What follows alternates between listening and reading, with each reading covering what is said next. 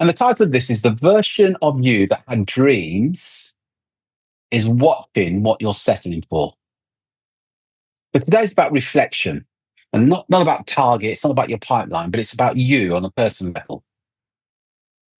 When you embarked on this journey to start your own recruitment search business, what were your visions for yourself and for the business?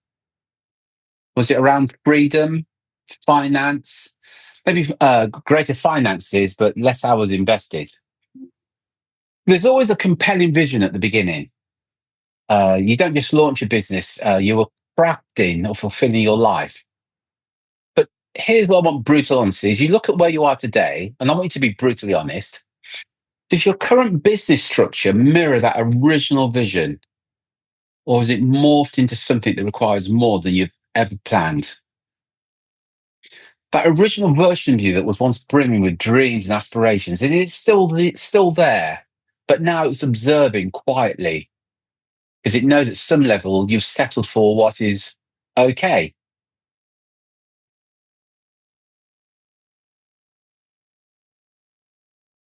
And the reason what prompted this is two things. I had a conversation with an old client. I'll say old. He used to work with us pre-pandemic, and then he wanted to jump on the phone for a quick call. And when I met him, he was doing about 180,000 a year on his own. He's now doing a respectable 900,000. He's got a team of five doing 900,000. And he said, the reason I've reached out to you, Terry, is because if I'm honest with you, things just feel, and he said, I don't know what the word is, but the best word I can come up with it is heavy. You see, he said, on the surface, everything seems fine. And friends ask how business is going. He always smiles and says, yeah, it's going well. But deep down, he felt stuck. Not enough to ignite change, but enough to not feel content. And it occurred to me that many people find themselves in that place, busy, but not progressing as they once imagined. Over time, the feeling of stagnation becomes more suffocating. And here's the tough truth on this. You didn't consciously choose that path. None of us ever do, by the way, do we? What we do is we adopt to it. You hone your skills in delivery. You may say yes to revenue that actually you probably shouldn't have said yes to. You may have worked with a client that was less than ideal, but your attitude is let's keep the deals flow it's coming in. We've all done it. You told you things like, yeah, things will get better. You did stuff that made you look busy, but it wasn't necessarily business success. And often what we do is we avoid doing what we know we should be doing. But I'm honest with you, at times, we've all been dishonest with ourselves and also dishonest with those around us.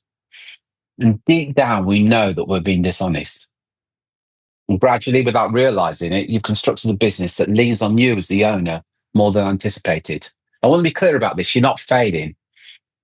But because it seemed like the right move at the time, now, though, you find yourself maintaining something that wasn't really part of your initial original dreams. And at times, that can be unsettling. And here's where it gets uncomfortable. It's not about your finances. It's about something so much more value than finances. It's about time. In my opinion, most business owners don't have a time problem. They do have a relationship. They have a relationship with time problem. And until that changes, nothing changes.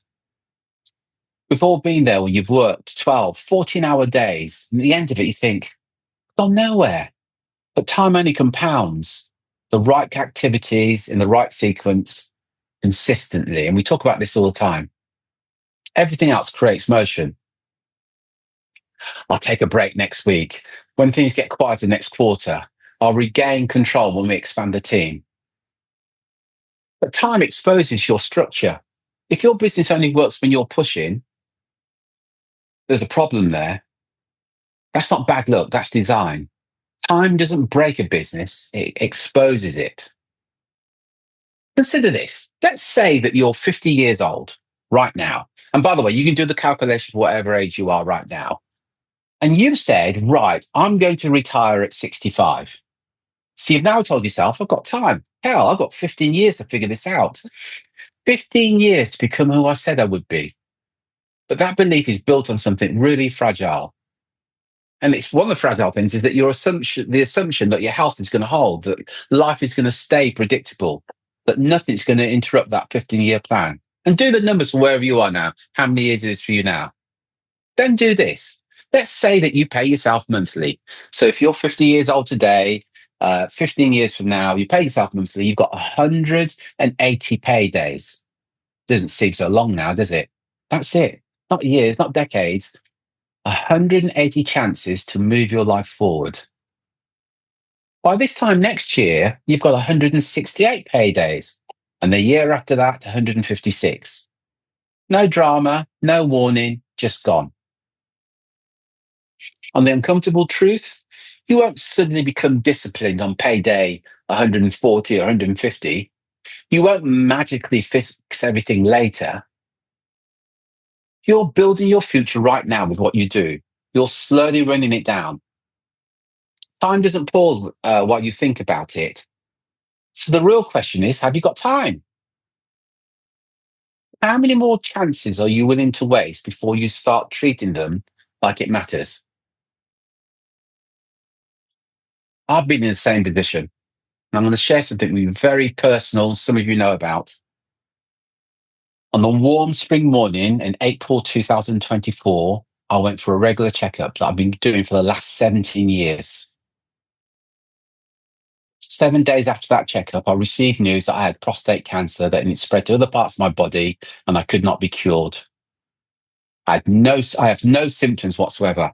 Those that know me well know that I'm a regular gym user, feeling perfect health.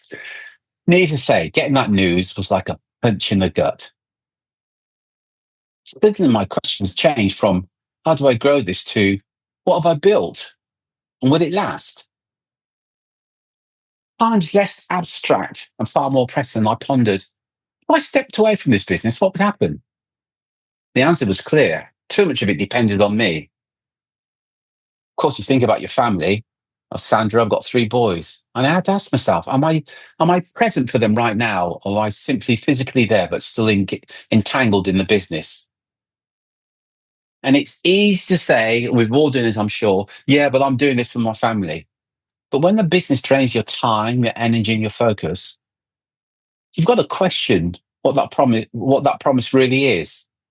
And look, I want to be clear, I'm not sharing any of that news for sympathy. As I said, it happened 2 years ago. I'm just sharing it to highlight a reality that most of us only confront when faced with life-altering events. So here's what I know. None of you here have a work ethic problem. Everybody here that I know, you know how to push, you know how to grind. You show up when most people wouldn't. It's not the issue. That's not the issue at all. The uncomfortable truth is you're getting exactly what the patterns that you're working on right now. And we all do it. We run these patterns, these intentions. The way you think, the way your standards quietly drop, the behavior you repeat without even noticing. But the thing is, that's what's building your business. The behaviors you repeat without even noticing. Let me repeat that. What's building your business is the behaviors that you repeat without even noticing. They're running on autopilot. You wake up, you chase, you push, you tell yourself, I'll just do what it takes. And then when you wonder why it's unstable, here's what we know. Nothing will change until you change. If your pipeline only moves when you move, it's not a pipeline, that's pressure. If clients treat you like a comparison, oh, thanks for your quote, I'm going to compare it with 4 others. That's because along the way, you've trained them to do that. If your business needs you for everything in the business, because along the way, you've trained the business to do that. And that's not a business, that's a job. That's dependency dressed up as success. Here's a part that most people avoid. You don't fix it with more effort. You fix it by becoming aware of what you're doing. And this is what this talks about today, about what you're doing. And then having the courage to change it. Because your results are not random. They're an echo of what you believe, what you value. Your business are results of what you tolerate from your clients, what you repeatedly do, even when it's not working. Your identity is showing up in your business every single day. So the shift isn't tactical. It's not another strategy or another tool you need. It's what you're paying attention to. It's your thoughts that keep you small. You're saying things like, well, who am I to post on LinkedIn? Who am I to ask for higher fees? Who am I to ask for retainers?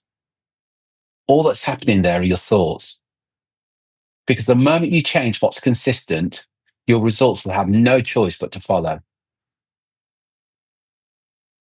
So going back to the top of this call, where we started, the version of you filled with dreams and vivid visions is still very much alive.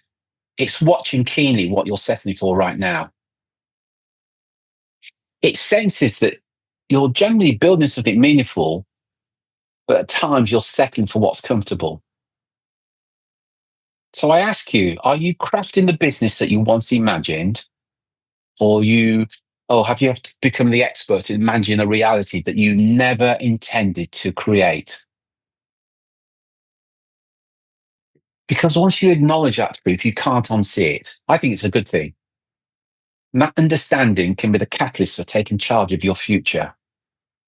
I'm encouraging you to embrace this change, to reignite your passion and reshape your business, and that really reflects your dreams. The truth is, time is running out, and it's running out for all of us as we speak right now. Take care, take action, be relentless. Cheers, folks.